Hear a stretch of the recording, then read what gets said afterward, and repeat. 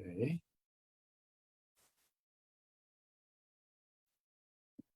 And we are live. Welcome to NBN, Rena Rossner. Thank you so much for having me. What are you talking about? I would almost jump out of the window here to have you on the show, except that I'm on the 34th floor. No, that would be a bad idea. Not a good idea. So anyway, everybody, folks, hi, this is Mel Rosenberg for the Children's Literature Channel of the New Books Network. And I'm here with Rena Rossner, who is an amazing, I'm going to say young woman, and an author, successful children's author, and an agent. So, Rena, you're probably the first author agent on the show, and you might be the first agent on the show. We have a lot to talk about. We have a lot to talk about. So let's start out with your splendid book that came out last year during the Corona era and called Light of the Midnight Stars. Let's talk about that one. Sure. You have it with you? Am I supposed to hold it up? Oh no. I don't have a copy. Only if you want people to buy it. Right here. I didn't come prepared. I'm sorry. Well, we'll add a picture. Okay. So tell us about it. Yeah, so I mean, technically, my book is published as adult. But when I wrote both The Light and Midnight Stars and The Sisters of the Winter Wood, which was my first book, I actually thought that I was writing. 1 second, you also have a cookbook. And a cookbook, yes. I have to remind you. My cookbook's called Eating the Bible. That came out in 2014. And actually it was translated into 5 languages. So that's fun. It was translated into 5 languages and eaten in 40 languages. Yeah. And so when I wrote The Sisters of the Winter Wood, which was my first novel, I actually thought I was writing a book for teens, a young adult book, as we say. There's a lot of space right now. Again, I can't help my agent speak coming into the conversation. So there's a lot of books that are what we call crossover nowadays. And I think that sort of, even though I knew that my second book was firmly going to be adult because it was under contract and I had a publishing house already, it's published by Hachette, which is one of the big 5 publishing houses under the imprint. In America, it's called Redhook, which is sort of a sister imprint to Orbit, which is the science fiction and fantasy imprint. And Orbit is what it's published in the UK. And so both of my books sort of sit on the fence between young adult and adult, mainly because the protagonists of both are teens, are teen girls. Both are historical. And in The Light of the Midnight Stars, I went quite further back in history than I did with my first book. My first book was set in 1903 in the town of Dubussary, which was one of the towns that my mother's father's family came from. The Light of the Midnight Stars, I sort of was exploring my father's side of the family a bit more, that had its roots in Romania. And my grandmother used to light Shabbat candles in a closet. And my whole life, I thought that was because she must have been of Spanish and Portuguese origin, somehow related to the Inquisition, and that I was going to do research and try to figure out how. And the more research I did, the more I realized that it was not leading me in the direction of Spain and Portugal at all, but rather in the direction of Hungary, Slovakia, Romania, and all the places where those, all 3 countries sort of, there were different borders. The areas we're talking about have been different countries at different times. And then the more research I did, the more I found out that actually, even though we associate Spain and Portugal with these customs, there are many, many Jews who have been forced to hide practices throughout history in so many different places around the world, from Mexico to Peru to Hungary to even Ukraine and Russia, right, in more recent history. So many stories of refuseniks and all of that, right?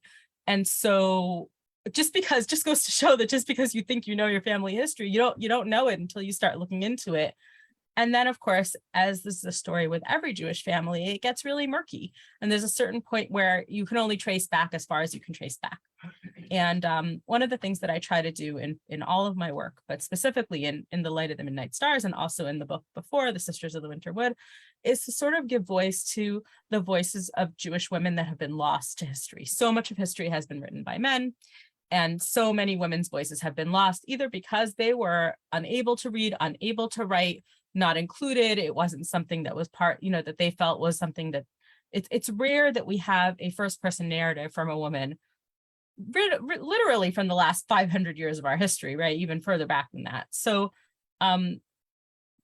my novels are historical fiction, but they're also historical fantasy, because I think to a certain degree, anytime you write fiction, it's fantasy. You're making stuff up, you're making up people, and you can base it on as much history as you want, but at a certain point you take a leap into the unknown, and I think that relates a lot to Judaism as well.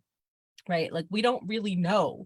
We have traditions that have been passed down. We know certain things that have stayed the same. And the father in my story is based on a real historical figure, but is not, I've taken my own liberties with the time and with exactly the place, and, but, and the father in my story is based on a rabbi who wrote this book called Sefer HaMinhagim, which was one of the first codifications of customs, from that time. And it came about because there were many towns where the pogroms hit, and the leader of the community would die, and the town had no leadership and they didn't know what to do. And this rabbi, Rev Isaac of Tirnava, would travel from town to town, and he realized that there were towns that people literally didn't know, what to say on certain holidays and how to pray and what to do and so he started to write things down. And so what was amazing to me when I started to read this Sefer HaMinhagim, which was written in like the 1400s, right, was how much it's identical to certainly a lot of Orthodox practice today. And I don't even mean, and a lot of, I'd say not just Orthodox practice, when you read what Torah portion on what week, and when you say Tachanun, or when you say Kaddish, or how you say, when you open the ark and when you close the ark, and stuff that's so commonplace. And it's just unbelievable that, 700 years later, 600 years later, we're still doing the same things. So that's the historical part, right? And then there's okay, but I've got to make up the stories of his wives and daughters, because we're never going to know those stories, and even his story, we know what he wrote down, but we don't know anything about his personality and, anyway. So I think that there's a lot that is come, and it doesn't matter if you're writing adult fiction or young adult crossover fiction or children's fiction, right? All of fiction is a flight of fancy. It is a fantasy that we make up in our minds and put on the page. Though my books do happen to also have fantasy, like cloud dragons and magic. Cloud dragons and magic are wonderful. So Rina, take us back now to little Rena Rossner, growing up. You grew up in the States, in Florida somewhere? So my family, my mother's originally from Rochester, New York, and my dad's from Philadelphia. But I was born in Miami Beach, Florida. My family moved to Israel when I was a baby. So Israel it's the first thing I remember and the first thing I knew. We lived here for about 5 years. I'm in Israel now. And then my grandfather took ill. So my father moved us all back. We didn't sell our house because he thought any minute now we're going back to Israel. And my grandfather lived for 19 more years. So I did grow up in Miami, but that wasn't the intention. I was actually born in Miami, spent my childhood in Israel, and then basically went to elementary, middle school, high school, and college in America. Little Rena loved books from a very young age and first started writing when she was 8. Wow. What were you writing about when you were 8? The first story that I still have that I can trace is I had this rabbit that I called Jenny LaHare, not a real rabbit. It was a stuffed rabbit. And it was a story about Jenny LaHare. And I think I wrote it in first grade. Yes. My sister had a best friend named Jennifer Levine. And so I named my stuffed animal after her friend, but that was Jenny LaHare, not Jenny Levine. It's if you'd called her Jessica Rabbit. Yeah. You might have made a few Similar. bucks. Yeah. And I've just been reading and writing for as long as I can remember. And at a certain point, it was like 5th or 6th grade, that my teacher started to say, there's something here, there's something different, there's something unusual. Let's enter you into some contests. I've been, so my first book, The Sisters of the Winter Wood, was written partly in prose and partly in verse. The Light of the Midnight Stars is mostly prose, but it has some verse. One of the sisters, as she sort of falls apart, as the end of the novel, she sort of falls apart into verse. So there's like a little bit of that in the book. So I was a poet first, definitely. And I started to kind of win contests for my poetry, for my writing. And it's really only because I had incredible teachers who supported me. I went to a tiny Orthodox Jewish day school. I was pretty miserable in school for most of my educational career. But I had people along the way who were touch points to me. And it's so important. I'm surprised that they encouraged you to write. Well, fiction for a long time, in an right? It Orthodox was school. One day you'll write for Art Scroll and Feldheim. And I was like, no, one day I will write for HarperCollins, but okay, you know. And I always knew that, you know, as much as I grew up in an Orthodox community, my dreams were not Feldheim and Art Scroll. But I know I had great English teachers, and my mom also found a mentor in the community who was a journalist who sort of took me under her wing. And we sort of did like a great books curriculum where I was kind of like, you know, let's just read books and talk about them. And so we started with classics and then worked our way up. And then we got to Dickens, and she was like, which Dickens do you want to read? And I was like, all of them. You know, I was an unusual child. I didn't really I didn't have a lot of friends. I just read books. My books. How old were you? I was in high school. I must have been 13, 14. Dickens. That I was like, I'm reading all of Dickens, you know. And but then I also had another incredible teacher who introduced me to Audre Lorde and bell hooks and a lot of African-American poetry, Jamaica Kincaid and Ntozake Shange, like all sorts of unbelievable feminist literature, you know, lesbian literature, but African-American poetry and writings. And so that also really broadened my horizons. That teacher was fired after a year because that was not appropriate at an Orthodox Jewish day school. But I've stayed in touch with her, you know, and so 1 second, Rina. Yeah, you got her fired. I got her fired. No, I think her choice of curriculum, and that's something that's going on right now in the news, right, in America all the time. You know, there's book bans and what should and shouldn't be taught in classrooms. And I think I'm like living proof of how you can broaden someone's horizons by introducing them to the right literature at a young age. So to paraphrase the song, Rina, despite this exposure to such a broad library, you still kept your religion. Yeah, I did. Yeah. You know, I think that people who grow up religious, it's a spectrum. You're always on a spectrum, right? Like I've always been more and then less and then more and then less and then, but the core has always been there. You know, there's been times even like I cover my hair, but then there were times that I covered more and times that I covered less and times that and I think that that's really normal, you know. In college, I still kept Shabbat, but I would like eat vegetarian out, and then I didn't, and then I did, and then I didn't, you know. But yeah, I'd never lost my religion. It's something really important to me. It's really important in my books. I can't imagine writing a book that's not Jewish. Like that's just not, I don't think it's possible for me to do that.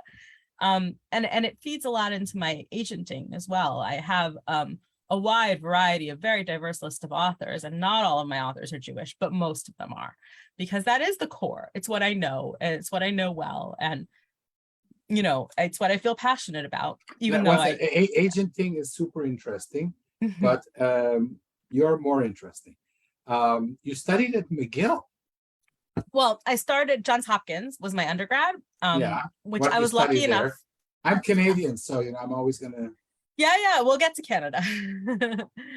So at Johns Hopkins, one of my teachers was Chaim Potok. I was really, really lucky.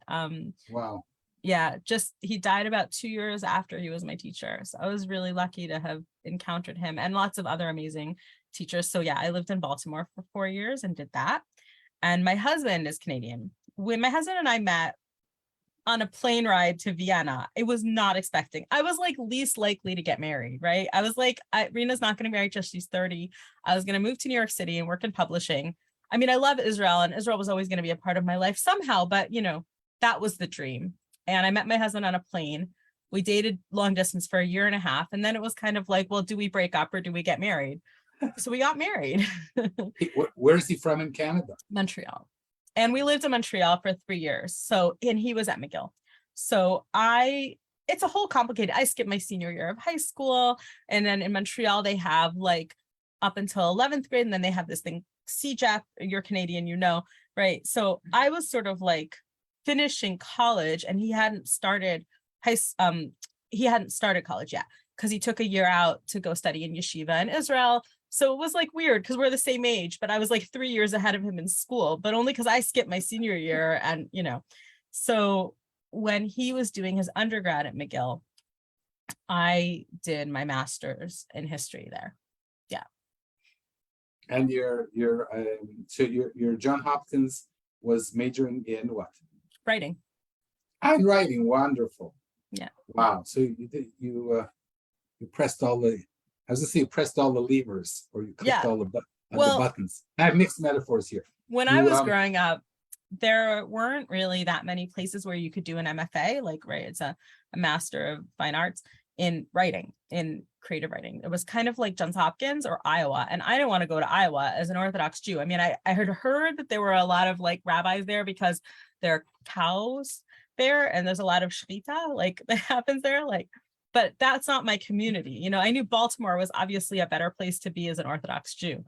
So that's sort of why I chose Hopkins over Iowa. But now there's Columbia and this and that. Every school has a writing program. There's so many MFAs out there in writing. In my day, Hopkins and Iowa were the places to go. They still are. I mean, Iowa's bread loaf is still, considered one of the best. And I still maintain that Johns Hopkins has some of the best writing teachers that I've ever had. I had an incredible education. But yeah, I knew from a very young age that that's exactly what I wanted to study. It was exactly what I wanted to do. The agenting came after the writing. Let's get there. So you came back to Israel. You have a basketball team of children. We moved to Israel. We moved back to Israel, to my parents' home here that I'd grown up in 2003.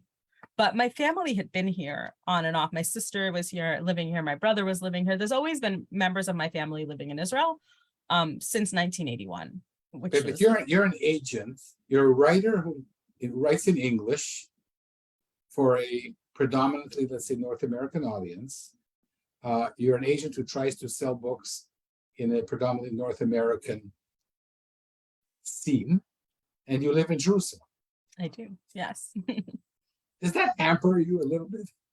No, never. I'll tell you two things that are wonderful about where I'm located. And I've spoken to a lot of other agents too, that there's something about living at the intersection of two cultures that makes you a better agent. And it was interesting. There was the international Jerusalem International Book Fair happens every 2 years, and there's a big fellowship.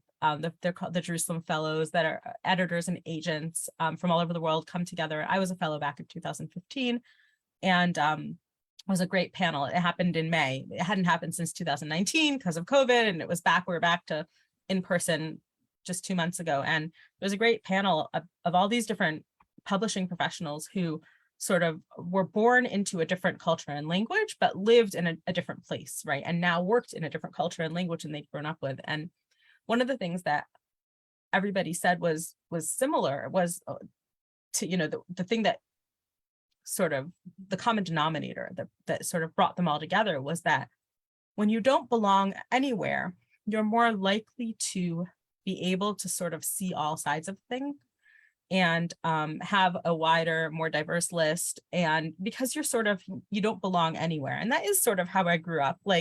Yes, I sound American, but I've never really been American because I've lived my life between two countries and two cultures. And I'm not really Israeli. I'm never really going to be entirely Israeli either.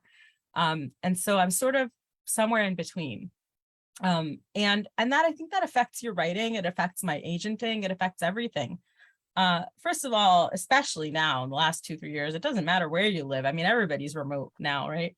But what the incredible thing about the Deborah Harris Agency is the international scope. I'm so grateful and lucky that I'm a part of an agency not based in New York, because the Frankfurt Book Fair, the London Book Fair, the Bologna Book Fair, I go to every year.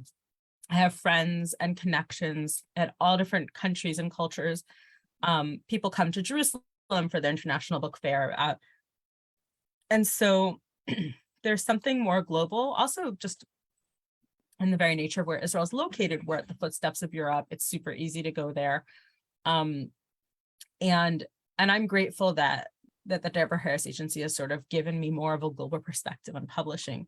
And I think that that's like an added bonus, you know, that I bring to the table, rather than just being an American agent based in New York. And that's all I know. Many New York agents go to Bologna and London and Frankfurt too, right? But there's something about being sort of at the intersection of Asia, Africa, Europe, plus having an American angle that I think makes me more versatile and more likely to work with. I have 2 clients in Australia, right? Actually, a client in Ghana, a client in India. You know, like, I don't care where my clients are located.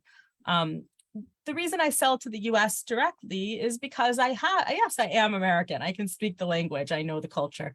You know, but I also do a lot of work in the UK, and I sell books all over, right, for translation. And I love it. I love that sort of being able to do all of that, you know, and not be sort of pigeonholed into one language or culture. You tweeted recently, if I'm not mistaken, that you hate writing rejection letters. Oh, hate. Aren't you in the wrong profession? I know. You know what? I think that, like you said, there's a uniqueness to being an agent and an author, though many agents are authors. It's lonely because I don't have writing groups. It's weird, you know, when you're an agent, because the other writers are always going to want you to like represent them or give them professional advice. So it's a bit of a lonely place to be, but at the same time, I think that it makes me more sensitive to what it's like to be a writer. And that's why I hate writing rejections, because it's like, nobody likes to crush people's dreams. Like, that's just not fun, especially when so many queries I get actually are really, really good, great. And it's really hard to say someone no, but obviously there's a limit to how much any agent can take on, right? Yeah, we're going to get there in a minute. So just to be, what's the word, forthright, you rejected one of my picture book manuscripts. You wrote me such a lovely rejection letter. Oh, Mel, great story. I'm sorry, who's going to buy it? But happy holidays. So let's get now to the nitty gritty of being an agent, and then I'm going to ask you where you got your agent. How many queries do you get a month? About 300, I would say. Okay. 300 to so 400. 300. Okay, so could be 500. Depends on the month. So that's 4,000 a year. How many new writers, what you call clients, can you take on a year? That number is dwindling fast. Because what happens is you build a list, and you hopefully nurture clients, careers, relationships, right? And so I'm kind of at a point that I don't need any more clients, because my current clients are constantly writing books, right? And so those manuscripts come in, and then I sell them. And then, so I don't really need to take on new. At the same time, one of the reasons I love being at the Deborah Harris Agency is we do feel we have a big mission sort of in the world to always be open to Jewish fiction and always be open to Israeli fiction. I think I close to queries maybe once for a month. I don't ever close to queries, because there always has to be a voice for the Jewish world and a voice for Israeli authors out there in the world. We're not the only agency. There are a few others in Israel, but we're certainly, I think, the most well-known, the most successful. And there's something about that it's important, I think, with rising anti-Semitism around the world, anti-Zionism, Not to get political, but I think it's important that there's I think you should be in politics because you haven't answered my question. What was the question? Exactly. It's important to, yeah. How many How many authors do I take on? Exactly. I did take on 2 this past month, but there'll be months that I won't take on any, right? So it really depends. I'd say a normal agent starting their list might take on, let's say, 5 to 10 in a year. Someone like me, who I've been agenting for over 10 years now, I don't know, maybe I'll take on 5 in a year, but it maybe a little more. It really depends. I never want to not be in a place to take on new clients because it sort of ruins the fun of being an agent, the thrill of discovery, right? What keeps us reading queries is that you never know what you're going to find. And almost all of my clients have come to me from my inbox, from the slush pile, not through connections, not through, it's only in the last year or 2, I would say, that people have started to come to me through, I'm a published author. My agent left the business. So-and-so recommended you, But I love reading the slush pile and I love discovering new talent and I love finding something that's so good that I just can't say no, and I don't think that any agent, like if you stop having that thrill of discovery, it's like part of the job loses a little bit of the fun. And it's why I hate sending rejections so much, because the other side of the coin is my favorite part of my job is saying to someone, I'd like to read the full manuscript, or we have a deal, right? Like making people's dreams come true is the best part of my job, which is why I hate saying no all the time too.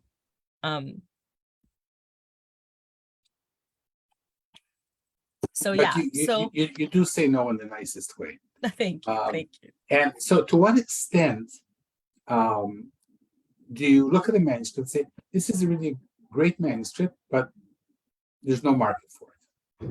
How often does that happen?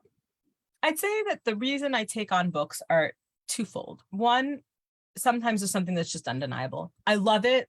I love everything about it. I love the writing. I know exactly who to send it to. One of the ways I know that I'm going to take something on is when I'm reading it, in my head, I start thinking about what editors I want to send this to, right? Part of being an agent is forging relationships with so many editors. I go to New York normally twice a year. I make my rounds. I'm, running all over Manhattan like a crazy person. That's sort of changed right now because like nobody in Manhattan's in their offices anymore. And I don't know what that's going to look like, but. And everybody's crazy there. But I did go back in November, was my first time back. And instead of having meetings at 8, 9, 10, 11, 12, I did like breakfast, lunch, dinner, and I saw people, most of whom had to come into the city to see me because they'd all sort of nobody was in the offices yet. Yeah, exactly. But then there's also London and Bologna and Frankfurt, like the book fairs, where I see people, also a lot of American agents, editors go there, also agents, friends of mine who are, so, relationships are really important. And the other side of things is that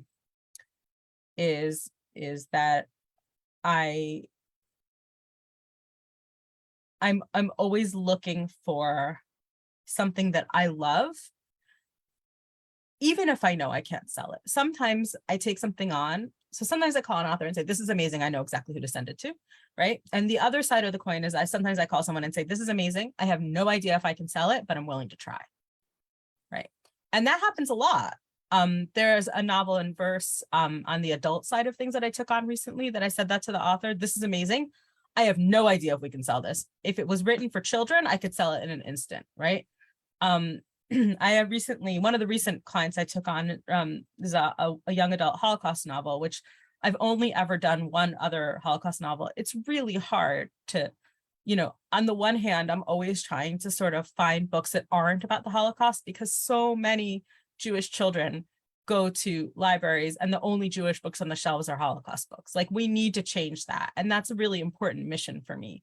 On the other hand, we can't stop having books about the Holocaust either because we don't ever want, that to happen. It's important to always still have that and remember that. And so I'm really picky about if I'm going to do a Holocaust novel, it has to be amazing. And this one was amazing, but it was another one that I said to the author, I have no idea if I could sell this, but it's good enough. Let's try, so I feel like those are the two usual. Sometimes, yeah, if I read something and I think it's amazing, but I'm like, I can't sell this, then I'll reject it. But sometimes I'm willing to try, and it's the challenge. Rena, a good agent like yourself, if you have 30 clients, what is the success rate? What is your batting average in selling a book that you think is saleable? So I always say I sell about 75% of what I take on, which I think is pretty good, It's a great number. So let's go over the numbers again. The chance of sending you a manuscript and becoming your client is about 1 in 1,000, which is like, it's becoming, in my interviews, the industry standard. I would say that out of every 100 queries I read, maybe I'll ask to see about 10 of them. But out of every 10 full manuscripts I read, I don't even know if I'll offer on one. Maybe I'll offer on one, right? Like maybe. So yeah. I usually have like 30 to 40 full manuscripts on my Kindle at any one time. Because I have a very high request rate for full manuscripts. Like if I like something, if I like the first 3 pages, send me the full manuscript. I always want to read the full manuscript. But the question is, can you keep my attention for the whole book? And that's the harder part, right? Exactly. So let's first of all go back to you. Who is your agent? How did you find your agent? My agent is Brent Taylor. He's at Triada US. I've lost you. Oh. Come back, Rena. Who's your agent? Can you hear me? Yes. My agent is Brent Taylor. He is he works at Triada US, is the agency. He's not my first agent. I had a few different agents along my journey. My first agent is not, the agency closed and is not an agent anymore. And so that was for my cookbook. And so then I had to look for someone for fiction. They also were mainly a nonfiction agency, but they sort of closed. My second agent also eventually left the business. And so I had to look for another agent. So yeah, it wasn't like, I've had to move around but I've also been trying to sell books as an author for at least 15 years or so. Right. So that's normal. I mean, I think it's more of a blessing and more unusual to have one agent for your entire career because stuff happens, And then I had an agent for about 5 years who tried to sell a couple of different books that I'd written. And it just wasn't going anywhere. And I sent that agent, The Sisters of the Winter Wood, and they didn't like it and they didn't think they could sell it. And I said, I think it's time to move on, and so my current agent, Brent, read The Sisters of the Winter Wood, loved it, sold it. And he's sold great. It to a major publisher. Yeah. This isn't some little niche Jewish publisher. Dream come true. Unbelievable. So the more power to you. And now I guess your advice to authors, aspiring authors. We've already established the chances of getting published are teeny weeny. Why should people write? And if they want to succeed, what do they need to do? Well, I think the most important thing is to not give up. But also to know what you want, right? I knew that I wanted to be traditionally published. I knew that I want to be published by either a major publisher or a small independent but respected publisher, right? The dream was traditional publishing. And so if that's your dream, you have to know that it's just a long process. There's no shortcuts. And people are saying that now because of COVID, it's worse than ever before. I don't know.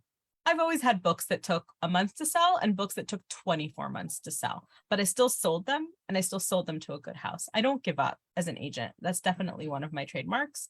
But not every book I take on sells, and even books that I think are amazing. It's sort of a magic formula of like the right time, the right place, the right editor, like everything has to come together for a book to sell. And nobody knows that magical formula, and not even publishers, right? Publishers can pay 6-figure deals for books that don't end up earning out, and they can pay much less for books that end up becoming National Book Award finalists, right? And nobody knows that magic formula, not even HarperCollins, right? If they did, they'd be a lot wealthier than they are. And Let me interject with a question. You told me I could ask anything. of course, I think that agents don't make enough money. Can you make a lot of money being an agent? 15%? Can you make enough money?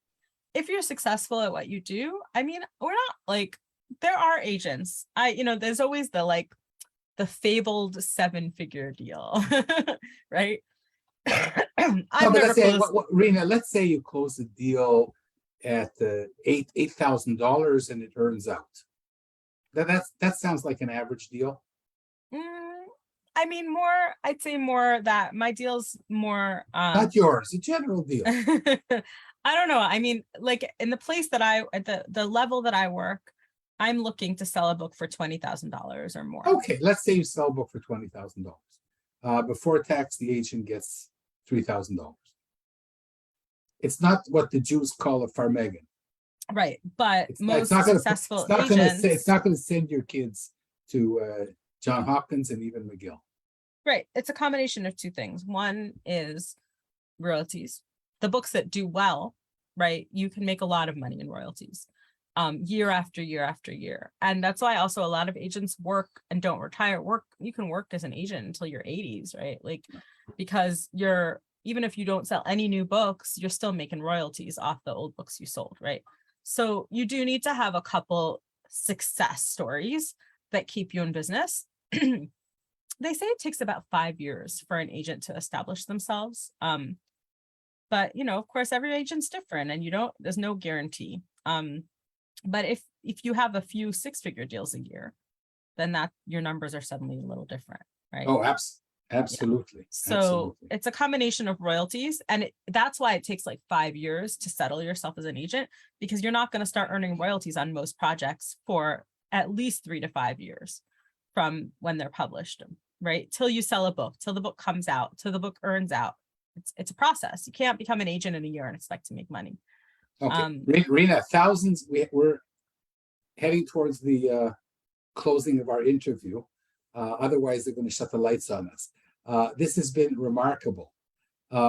So thousands of people are going to watch this and hear it on NBN, and most of them are writers.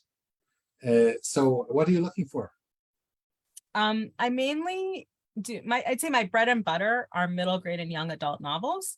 But I also do adult. I always have, and I always will. I love fantasy. I love thrillers. I love horror in all spaces. I also love, obviously, Jewish books. And I love poetry. I sold 3 adult poetry collections this year. That was really exciting. And That's it's also incredible. What's fun about being an agent where I'm at now is that once upon a time, I might not have taken on a poetry collection because they don't sell for a lot of money, even when you sell them to Penguin and to HarperCollins, which I have. But now I'm in a place that I can do things that I love and not worry about the money. So I do poetry now because I love poetry, and I don't care that it doesn't make me a lot of money. But I think that's why a lot of agents won't take on poetry when they're younger in their careers, because it really doesn't make a lot of money. But I do a lot of novels in verse in middle grade and young adult. I do picture books as well. Not as many, but I do definitely sell, I'd say 5 to 10 picture books a year. So that's not nothing. But I've definitely kind of based my career more on middle grade and young adult. I do select nonfiction projects. I sold an adult nonfiction project this year, which is the first one I've ever done. So here and there, I still do nonfiction. And obviously nonfiction, I sort of include the children's space is very different. Whether something's fiction, nonfiction, middle grade, young adult, like there's space for all of that in the children's space, whereas the adult space tends to be a bit more like it's harder to break in. If you've never sold a nonfiction book as an agent and suddenly you want to try to sell one in the adult space, you don't necessarily have the connections. My agency does. And I think that that's what helped me. And so maybe I'll be doing more of that, but it's not my expertise. Okay, this has been wonderful. So let's summarize. Rena Rossner, with 3 or 4 wonderful books out of your own, including the recent one called Light of the Midnight Stars, which I don't have a copy of to show. But okay, with a imprints of Hachette, and I think you've had the remarkable careers wearing both of these hats. And for those authors listening, I can tell you that Rina writes the most beautiful rejection letters. And you have to persevere, and you have to stay with it, and you have to write books that are going to make the agent A need lot you. of money. Need you. Stay away thinking, oh, who am I going to sell this to? Rina, this has been remarkable. Thanks so much. Thank you for having me. Oh, you kidding? I waited a long time. I know. You know, you're the, you know, people tell you no in your life, right?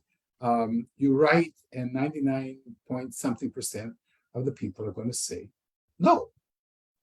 But you say no in the nicest way. Aw. I always tell people this. It took me 130 queries to get my first agent. So just because I'm an agent didn't make me immune to, you know, the nitty-gritty of there's no shortcut to publishing. But I do believe that it's worthwhile in the end. Yeah, I mean, I think that the shortcut is the long cut.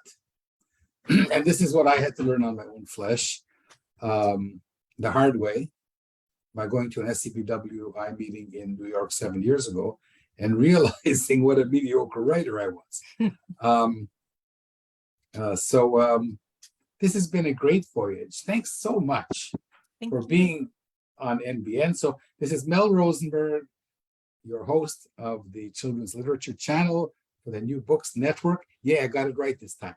Rena Rossner, Uber agent and writer and author and wonderful lady. Thanks so much for being on. Thank you so much for having me. Bye, dear. Bye-bye.